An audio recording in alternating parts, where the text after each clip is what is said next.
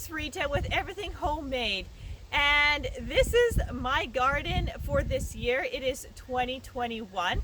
We are in July, the beginning of July. So a little update here. It has been an insane summer. I have never ever seen it so hot as it has been. Now, when I say hot, on average, northern Alberta, Canada, we usually get sometimes, in the 30s. That is low 30 degrees Celsius. We're complaining when it is plus 25 to plus 28. It is hot.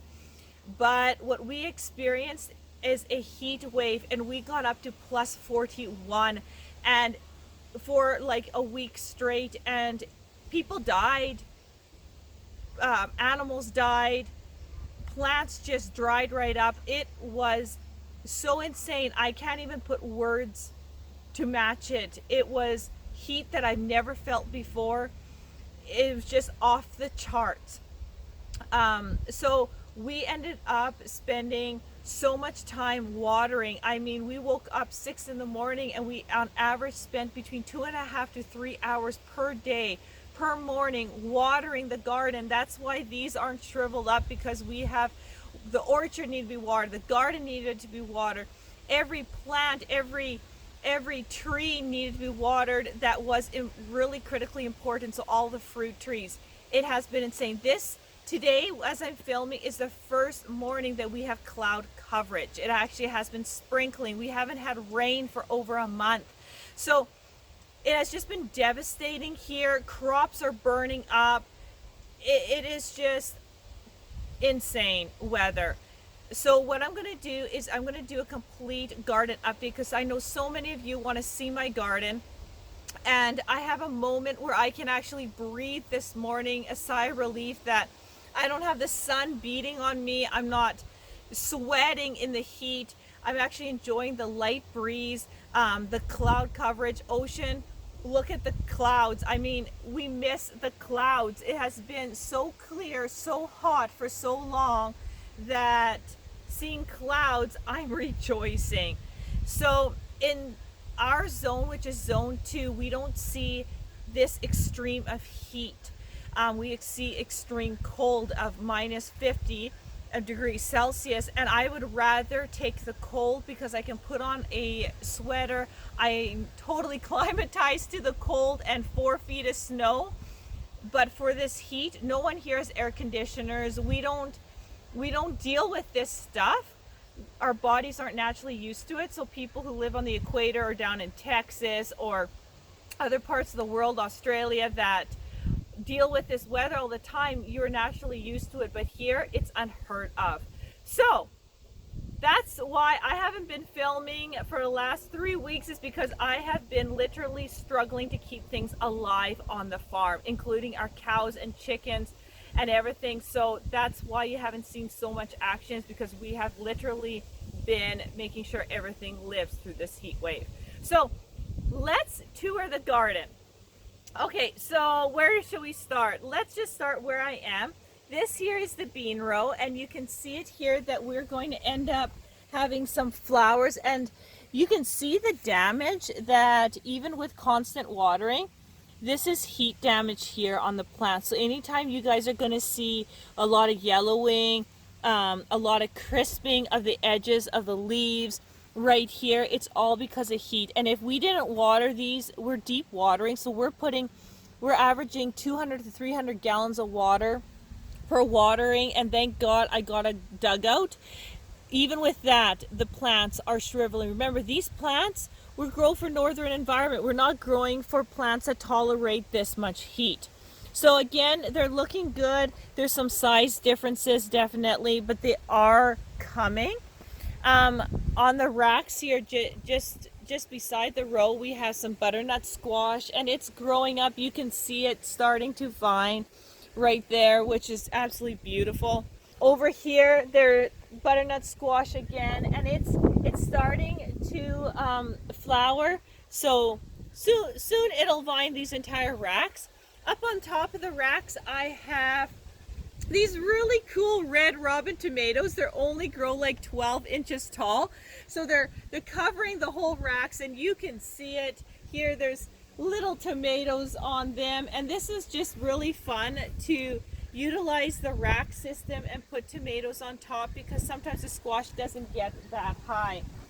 We got some marigolds in the middle of the squash racks as well. You can also see the heat damage. These marigolds are not meant for this much heat, but they are coming. They're small and stunted, but they are coming. We got some squash here happening. You can see that one there growing. This is spaghetti squash. Again, on the rack system, you can see it growing. Actually, this here, Ocean, is a really good view. Show them this side here. It's growing right up on the racks. Absolutely beautiful. Beside it is another rack, and this one actually has pumpkin on it, and it's growing wonderful as well. If you take a look at these little tomatoes here, Ocean, just take a look. Look at these. They're little cherry tomatoes. I told the kids all the tomatoes on the racks are for fresh eating, and I'll show you the other ones that we're keeping for processing. So coming across here, we have the corn. This is actually orchard corn.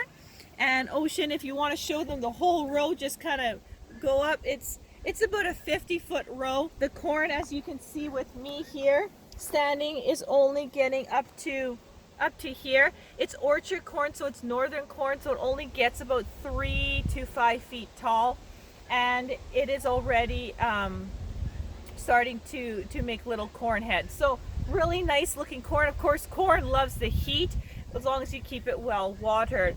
We have red beets all here, right down all the way to the peas. The row here, you can see the damage a bit with the heat. Especially here, but it is coming. This here is heat damage, but we do have red beets coming. The other plant that took a beating with the heat is the dill, and you can see the dill started growing, but all this crispness, no matter how much we're watering, it's because of the heat. So that is the red beets. Beside it here, Ocean, is the corn. I want to get right to the end there. Not the corn, silly me, this is carrots. Carrots here with this row, and it's doing pretty good. I haven't thinned it only because because of the heat. I didn't want to lose this canopy. So if I would thin it, it would thin right out, and then I would lose the moisture that we water. So I was holding off, and I'm still holding off, as we are still supposed to have super hot weather. So I am literally holding off on the thinning. Here we have a little bit of petunias to just make the garden prettier and to attract bees, and they're flowering beautifully. This celery here, okay, celery, you guys, is not a heat tolerant plant, and you can tell there's crispness on the top of the leaves. It isn't growing as fast, but it's still looking good. We're drenching this. You can see the stalks right here. So I'm hoping that we'll get a little bit cooler weather, but right now we're just watering it like crazy. So the celery row does look good. Then you have the 4 rows that are covered here right after I show you the rest of the garden. Okay, you guys, the weather is changing. If you're watching this video, pray for rain, because we need rain. Alberta needs rain, and I'm really hoping it does rain. So this is the peas here, and you can tell, again, peas hate the heat, but because we're watering so heavily, they're actually producing really well. Take a look at these beautiful snap peas, and we are a family that goes crazy over snap peas, so we are harvesting them at this stage and eating them right fresh. We're keeping a section too that we always save for seeds. They're actually vining on construction panels. My husband made some braces to hold these construction panels up, and it's working really good for the peas. Now normally these peas should be about a foot to 2 feet higher, but I mean, everything affects, the heat affects everything, and so they're a little bit shorter, but they're still producing well. So these are the peas here.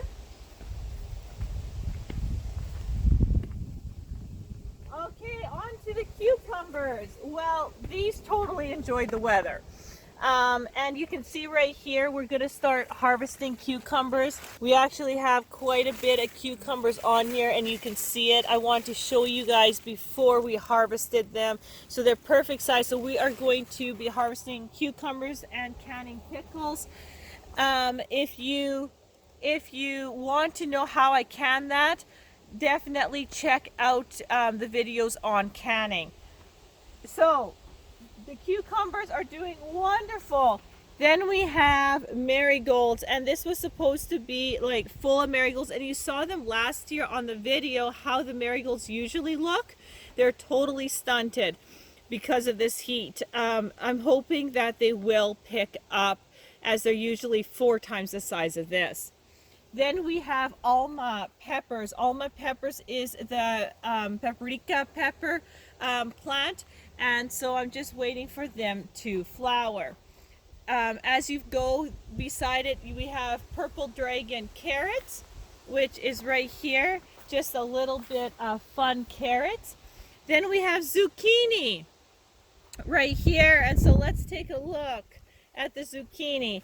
So we have some beautiful zucchini right here growing, and they're doing really well. We have a bigger zucchini right here that I'm actually leaving for seed.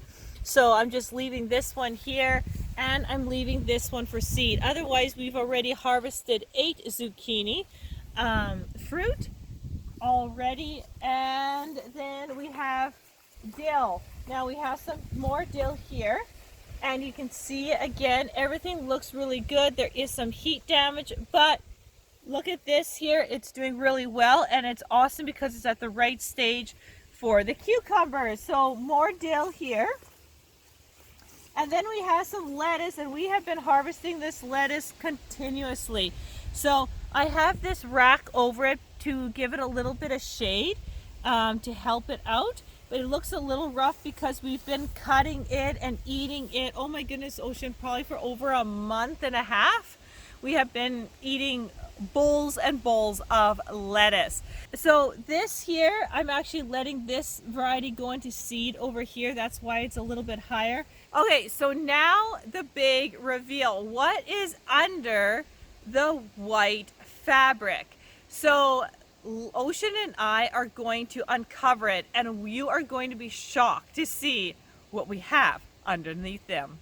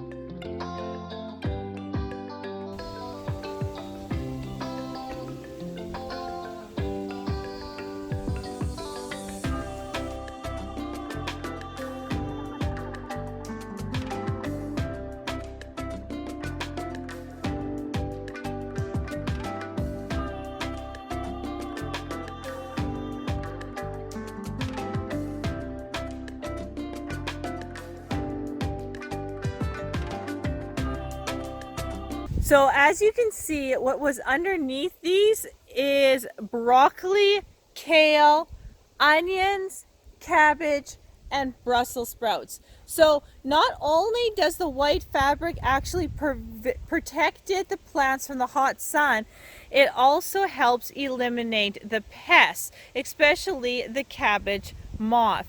And it did a fantastic job. As you can see, this here is dwarf kale. Right there looks and we have harvested this. How many times, Ocean? I think Twice now we've harvested this.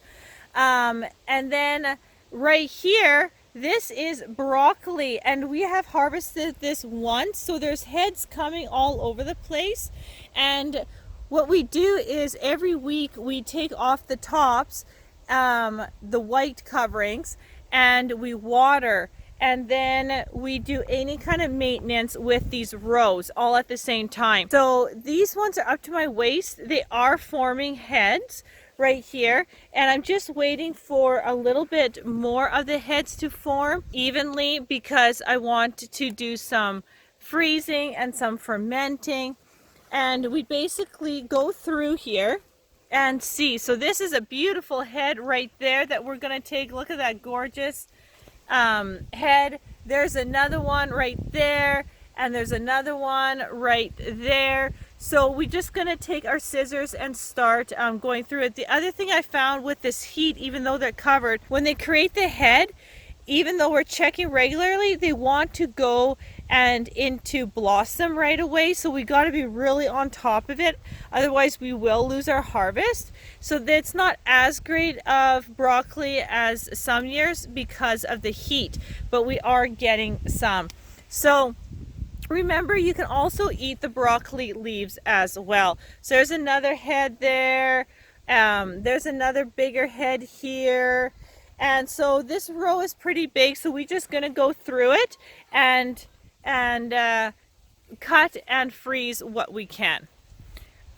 Here we have some more. This is a larger kale, and this also needs to be harvested. We have put already 16 bags into the freezer because I love taking kale out of the freezer, sauteing it with garlic and a little bit of vinegar. It's just absolutely delicious. So we like to freeze it to use for the winter time. Now this row here, again, you can take a look at this row right here. I mean, Ocean, take a wave. We're way down there. So this is another broccoli row as well. Some different kinds of broccoli here, and you can definitely see that it has heads as well coming. So one there, one there, one down there. Ocean, we got quite a bit of heads forming here, all over this entire patch. Now on the next one is cabbage. Like, holy smokes, hey Ocean? I don't think I've ever seen cabbage this big. Like, they're huge. So you can take a look at the heads here. We are actually July 10th, and this is my hand, so this is covering. So we're going to be ending up having a cabbage harvest within a couple of weeks, Ocean. And we are making sauerkraut with all of this cabbage. So traditional sauerkraut, that's exactly what we're making. I made also a YouTube video on how I do that, but there's definitely some beautiful cabbage happening here. Turning around, these are Brussels sprouts. This is actually the first year I've ever grown Brussels sprouts. This is my experiment plant of the season. I always try to grow something I haven't grown before. And again, even with that fabric, you're starting to see sun burning right there. But overall, if you take a look underneath, here, you can definitely see Brussels sprouts forming. Isn't that cool? That is so cool. They're looking really well, and you can definitely see how they're forming on the stalk right here. So that is pretty cool. They're huge plants. And I have 12 of them, so we'll see what kind of harvest we have. This one here is just starting to form the Brussels sprouts, so they're looking good overall, and we'll just see what kind of harvest we end up having at the end of the season. So now that we see the garden and what's all growing, what I did different this year, and what I was really happy with the decision I've made, was that usually where Nova is here, and then all the way basically to where the white fabric lays at the end there, that is usually all tomatoes. So that's a large chunk of my garden into tomato production. And I find that living in northern Alberta, it's in the country, we usually get frost so early that a lot of my tomatoes get damaged, and that's a lot of tomatoes to cover. So what I made a decision was to take the tomatoes out of the garden and make room for more cabbages, more Brussels sprouts, broccoli, kale, stuff like that, which is also a really heavy harvest, and that I can really make sure that I get a good yield, because sauerkraut and fermented foods are really important. So what I decided was that the pots on top of the squash racks, those ones are only like 9 to 12-inch size tomato plants. They're cute, they're manageable, they're cherry tomatoes, they're everything my kids can eat and love and just devour. But then I was like, okay, I still want a tomato harvest. But I really get fed up with tomatoes dropping. I get annoyed with tomatoes cages and all the systems with it. So I decided to go tomato pot happy this year. Now I'm out of the garden, and you can see that I also have some Tom Thumb popcorn growing here, and it's doing really well. Just to take a detour for a moment from the tomatoes, but that's doing excellent as well. Okay, back to the tomatoes. So this here is our ugly sewage tank in the yard, and I wanted to make it a little bit prettier, and it's in full sun, so I decided, hey, this is one good spot to plant tomatoes. So there's about 30 3-gallon size pots here, and these ones are a tumbling tomato, so there's actually red and yellow on here. And even though they are a cherry tomato, in my mind, I don't care whether it's a beefsteak, a Roma, a cherry tomato. All I'm going to do is cut them up, put them in my dehydrator anyway, and make powder out of them, because I can make tomato sauce, I can make tomato paste, I can do everything I can with powder. And so I decided that going a little bit smaller but yet having a huge yield would be better than trying to wait to grow these large tomatoes that never make it anyway, because I don't have a greenhouse yet. And so these are supposed to tumble. They're flowering like crazy, and they're doing really well. I also use complete compost, so our homemade compost in all the pots. So I didn't just stop there. I went and I looked around the yard and going, okay, where else can I put a whole bunch of tomato plants? Right here, right in between the pig pen and one of my cow pens, gets this beautiful sun. And so I have a ton of tomato plants here. Now, these ones in front are the exact same variety I just showed you. But then I planted what's called a bush tumbler, and so they are just loaded with tomatoes. And these tomatoes, my kids aren't allowed just to pick and eat. The ones in the garden, they can. So that's how I kind of work. I'm like, hey, you guys, I will grow something for you fresh just to gorge yourself and eat as much fresh stuff. But these ones here are left for processing. So these particular plants are loaded. I've never grown this variety, but so far I'm very happy about it, because I don't need to stake them. I don't need to use tomato cages. They're just going to be shorter, but they're producing. That's the thing. They're producing the tomatoes, and they're healthy looking. They love the compost splash manure that I used in all the pots. They're healthy looking. Priscilla, do you want to say hi? Hi, Priscilla. The one in the pink pig is Priscilla. The black one is Cole. And so I'm really happy with the decision I made, because putting all these tomatoes in the garden takes a ton of room up. I haven't planted the gojis yet because it's been too hot to deal with that. I'm hoping for a little cooler weather, and we'll get to the goji transplanting video. So if you're wondering what happened with the gojis, it's just well, that's what happened. We haven't gotten there yet because it has literally been insane with weather here.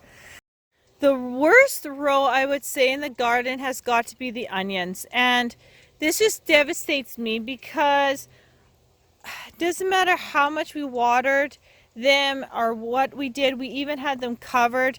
They're not looking the way they should be. You know, we put them in strong. We took care of them, but they are struggling. Some of them aren't doing too bad, but they're definitely struggling. So we may not have the onion harvest I would have thought, but what do you do when it is plus 41 degrees and it happens day after day? And this, it's unheard of. I mean, we broke every weather record around. I mean, it's unprecedented weather that we're having. So the onions, we'll see what happens. There might not be much onions this year. Otherwise, we are going to do some harvesting. Ocean, she is about to do the kale harvest. So she's grabbing a big bowl there, and we are literally taking down all the kale. And we are gonna just take the hard backing off of it, this stem here, and then freeze the leaves. So we're working on that. Today is awesome, Ocean, hey? I'm not sweating. I'm actually to the point where I'm thinking of getting a light sweater on. Isn't that crazy? I had not worn a sweater outside for so long. Today is a perfect day. And I'm going to start on the broccoli harvesting. I have Nova here. Give a wave, Nova. Annika, give a wave. They're on the peas.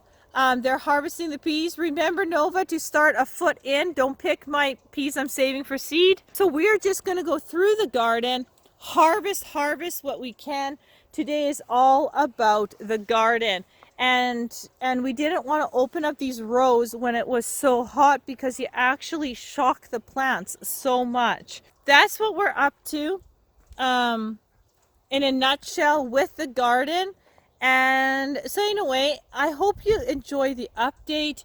I will try to continue making more films, but if you haven't heard from me, I mean, we're struggling here too, trying to get things together, but we are making it. And the garden is so important that we just put all our energy into saving our plants with this heat. And obviously this little bit of weeds here, really love that we covered them with the heat as well. And I'll be pulling them as we go. But take a look at the cabbage for one last time before I sign out here. These are just magnificently beautiful cabbage heads. And take a look at them. Like, oh, it just makes my heart sing, doesn't it? Sauerkraut, here we come. So thanks so much for watching and enjoy your summer so far. And I will see you on the next video.